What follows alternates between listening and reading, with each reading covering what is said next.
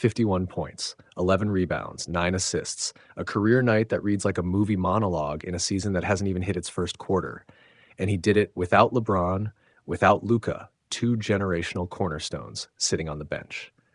If you want the tight version, Austin Reaves carried the Lakers on his back and didn't complain once. Now the fun part, what it actually means. Start with the obvious detail work so we can get to the why.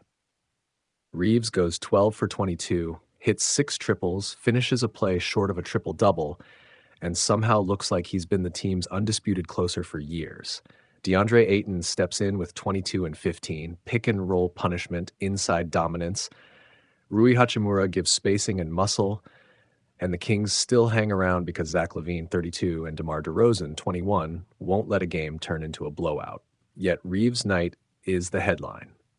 The rest is punctuation. Why this isn't just another hot shooting night. Context. The Lakers were missing 2 of the 3 players you build your entire offense around. James sidelined by sciatica, Luka out with a finger sprain and leg contusion. That's not, we're a little short. That's we're functionally running a new offense. Reaves didn't merely shoot his way to 51. He became the offense. Primary creator off the bounce, pick-and-roll initiator when Ayton set the screen, catch-and-shoot shooter when the defense sagged, safety valve with his passing, and the guy who closed possessions. Let's break down how he did it, the mechanics and the chess moves. 1. Shot selection and efficiency. 12 for 22 is not heat check volume. It's calculated. Reaves attacked mismatches, chose mid-range looks where he's comfortable, and punctuated with timely threes. He didn't just hoist. He exploited defensive help, floated touch over the front rim, and used pump fakes to buy that half-step separation. That's veteran craft, not rookie luck. 2. Creation under pressure. With LeBron and Luka out, defenses can cheat. Reaves didn't panic. He used the pick and roll to make decisions, drive, kick, or pull up, and his 9 assists tell the story. He wasn't hoarding the ball. He manipulated angles, kept his head up, and found Ayton downhill.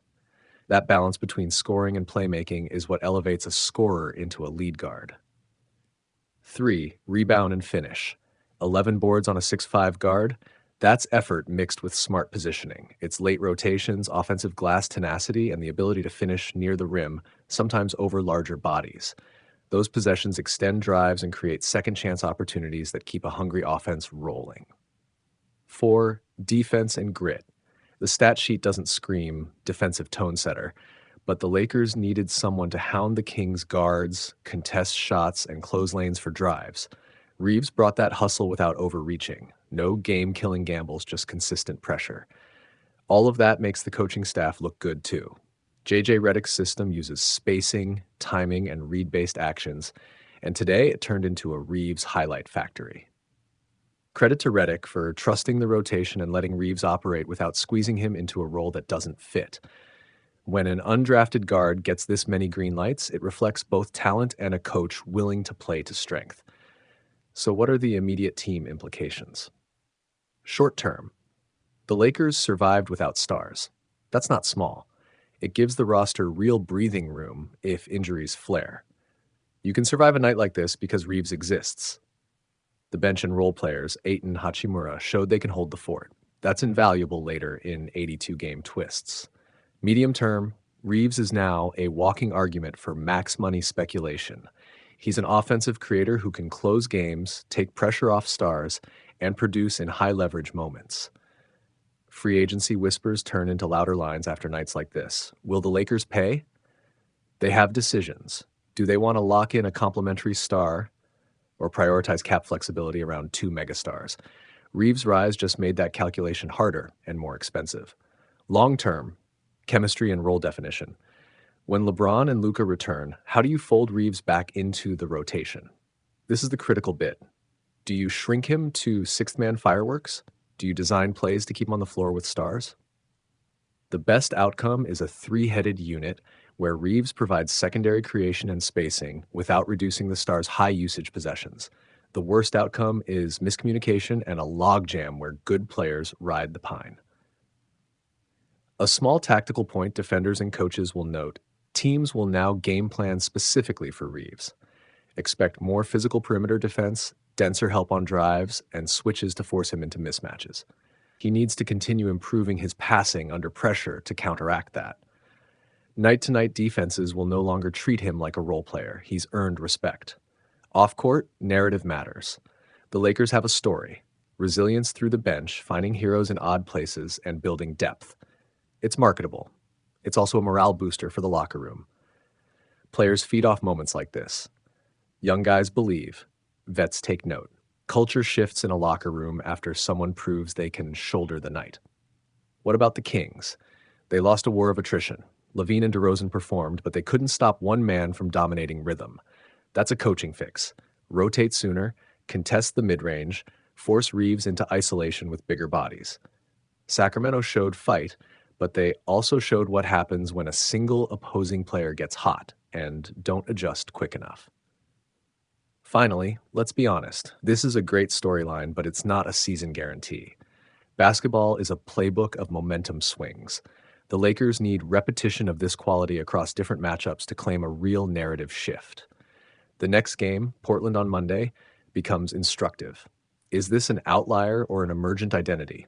Will Reaves replicate high creation against a different defensive scheme? That answer tells you whether tonight was a movie scene or the opening act of a chapter. Close with an image. The arena fades, post-game lights hum, and a 27-year-old guard who went undrafted stands in the locker room with wet hair and a quiet grin. He doesn't boast. He showed up. That humility makes the moment feel bigger. Two superstars can return. They will. But for one night, Austin Reaves reminded everybody that the season lives in the messy middle, the nights when role players become stars and teams discover they're deeper than anyone expected. If you walk away with anything, when the chips are down, the Lakers have a guy who, on his night, can make the rest of the roster breathe a little easier. And in a league of superstars, that kind of bread and butter reliability is oddly and hugely valuable. What do you do when LeBron and Luka both go down? You let Austin Reaves answer the question loudly. On Sunday night in Sacramento, Reaves didn't just fill the scoreboard. He rewrote a chapter of his career. 51 points, 11 rebounds, 9 assists, and a finish so cold it felt personal. The Lakers walked out with a 127-120 win, and Reaves walked out as the story. ESPN.com, listen, this wasn't a lucky shooting night. He was surgical. Reaves shot 12 for 22 from the field, drilled 6 of 10 triples, and went to the line like a man collecting rent, 21 of 22 free throws. That combination, efficiency, volume, and ice in his veins at the stripe, is what turns an improbable night into a career-defining one. ESPN.com, but stats alone miss the spine of the story. The Lakers were shorthanded. Without LeBron James and Luka Dončić, the roster needed a leader, not just in points, but in composure. Reaves provided both. He orchestrated the offense, grabbed rebounds, and delivered late-game free throws. 4 clutch attempts in the final 32 seconds that sealed it. The kind of plays that say, I will not let this slip. ESPN.com. There were moments in the game where the Lakers looked like a team that might crack under pressure. Sacramento pushed, the crowd rose, and pressure mounted. Reaves did more than score. He took responsibility. 9 assists show he wasn't hoarding the ball, he was leading the unit. 11 rebounds show he was doing the dirty work. Those near triple-double nights are the basketball equivalent of a symphony conductor who also doubles as the percussionist. Bleacher Report, what does this mean for the team moving forward? Short term, it's a massive morale boost. A bench star stepping up like that keeps playoff hopes alive while the stars heal. Long term, it forces questions. Can Reaves be a reliable option when the heavy lifters are out? Do you adjust rotations to give him more creative freedom? Coaches and front offices pencil in contingency plans, and performances like this make the alternatives look a lot more plausible. There's also the contract narrative. Reaves was undrafted and has steadily climbed his way into relevance. Now he's flirting with superstardom on nights the universe conspires to test him. The market values availability, consistency, and the ability to take over when called upon. Sunday's performance puts a stamp on all three. If he keeps delivering high-leverage nights, conversations about role and compensation become inevitable. And for the fan moment, imagine being in that building. Reaves hits a contested 3. The bench erupts, he grabs a board and pushes the ball. Suddenly, every radio host in LA wants to replay the last minute. Those are the nights that turn